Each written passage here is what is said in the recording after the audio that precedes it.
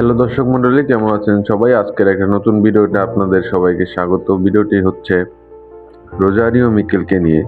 সাম্প্রতিক সময়ে আপনারা সবাই দেখছেন রোজারিও মিকেল কিন্তু বাংলাদেশ ফুটবল ফেডারেশনে হেড কোচ হওয়ার জন্য কিন্তু সে সিভি জমা করেছেন। সেই সিভিতে কিন্তু তাকে 22 জনের শর্টলিস্টে তাকে রাখা হয়েছে। প্রথমে 26 জন থাকলে 4 জনকে বাদ দেওয়া হয়েছে। সেখানে কিন্তু 4 জনের ভিতরে রোজারিও মিকেলের নাম নেই।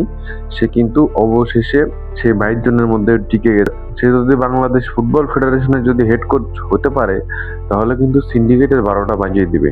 দেখুন, সে কিন্তু ব্রাজিলের হয়ে কোচিং করিয়েছেন, সে কিন্তু মিশরের হয়ে কোচিং করিয়েছেন, সে ইন্দোনেশিয়ার কোচিং করিয়েছেন, সে আল হিলালের কোচিং করিয়েছেন। সে কিন্তু দুর্দান্ত কোচ, তার কাছে সিন্ডিকেটের কোনো পাত্তা নেই। তার মতো কোচকে দরকার বাংলাদেশ ফুটবলে, যদি বাংলাদেশ ফুটবলের উন্নতি করতে চান। আর যদি উন্নতি করতে না চান, সিন্ডিকেট দিয়ে চালাতে চান, তাহলে সাইফুল বারী, টিটু এদের মতো কোচকে দিয়ে আপনি চালাতে পারেন।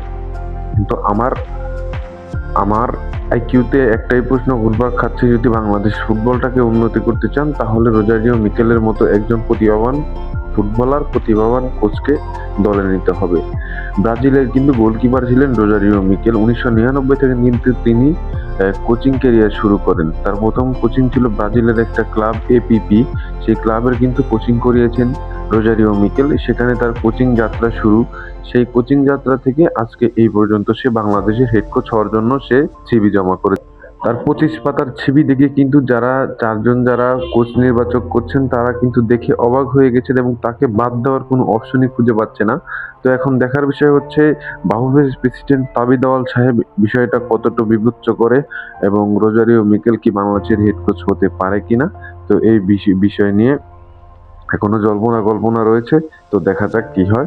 আর চ্যানেলে নতুন হয়ে থাকলে অবশ্যই লাইক দিয়ে দেবেন আর সাবস্ক্রাইব করবেন। ধন্যবাদ সবাইকে।